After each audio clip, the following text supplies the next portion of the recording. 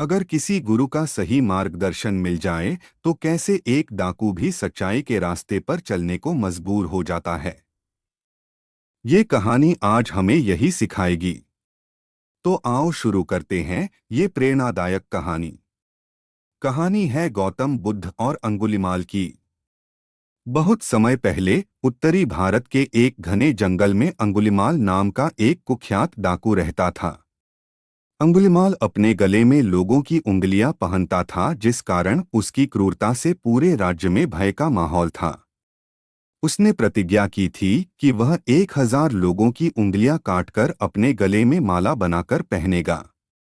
एक दिन गौतम बुद्ध को जब अंगुलिमाल के अत्याचारों के बारे में पता चला तो उन्होंने उसे सही मार्ग पर लाने का निर्णय लिया। उनके शिष्यों ने उन्हें बहुत रोका और कहा, हे भगवान, वह बहुत ही खतरनाक है। वह आपको मार सकता है। गौतम बुद्ध ने कहा, अगर मैं उसकी पीड़ा को कम कर सकता हूँ और उसे सही मार्ग दिखा सकता हूँ, तो यह मेरा कर्तव्य है। गौतम बुद्ध अकेले ही अंगुलिमाल के जंगल की ओर चल पड़े। कहाँ पर वह रहता था? जब अंगुलिमाल ने उन्हें आते देखा, तो उसने उन्हें धमकाने की बहुत कोशिश की। रुक जाओ, साधु, नहीं तो मैं तुम्हारी उंगलियां काट दूंगा।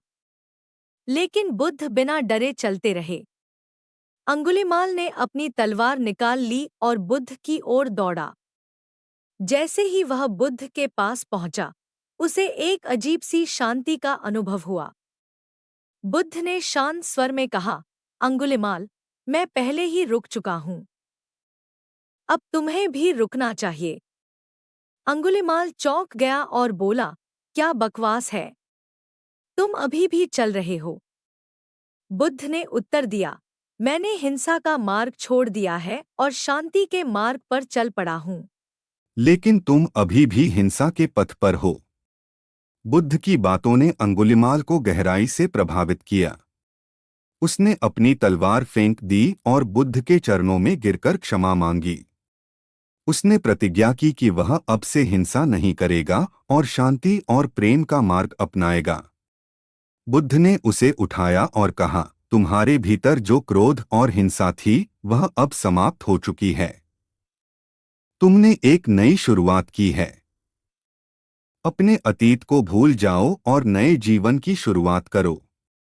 अंगुलिमाल ने बुद्ध के शिष्य बनने का निश्चय किया और उनके साथ चलने लगा। समय के साथ उसने ध्यान और प्रेम के मार्ग पर चलते हुए अपने भीतर की शांति को पाया। वह अपने पिछले कृत्यों के लिए प्रायश्चित करने लगा और लोगों की सेवा में अपना जीवन समर्पित कर दिया। इस कहानी से हमें यह सीखने को मिलता है कि किसी भी व्यक्ति के भीतर परिवर्तन संभव है, चाहे वह कितना भी बुरा क्यों न हो। सही मार्गदर्शन और प्रेम से किसी भी व्यक्ति को सही रास्ते पर लाया जा सकता है। गौतम बुद्ध की करुणा और अंगुलिमाल की परिवर्तनशीलता हमें प्रेरित करती है कि हम अपने जीवन में भी अच्छाई और शांति का मार्ग अपनाएं। नमो बुद्धाय, बुद्धं शरणं गच्छामि। सभी भाई बहन और माताएं और पिता तुल्य बुजुर्गों से निवेदन है कि हमारे चैनल को सब्सक्राइब करें, लाइक करें और दूसरों को शेयर भी करें। आपको कोई गलती या सुधार की जरूरत लगे तो हमें कमेंट जरूर करें। सभी को हमारा दिल की गहराइयों से नमस्कार।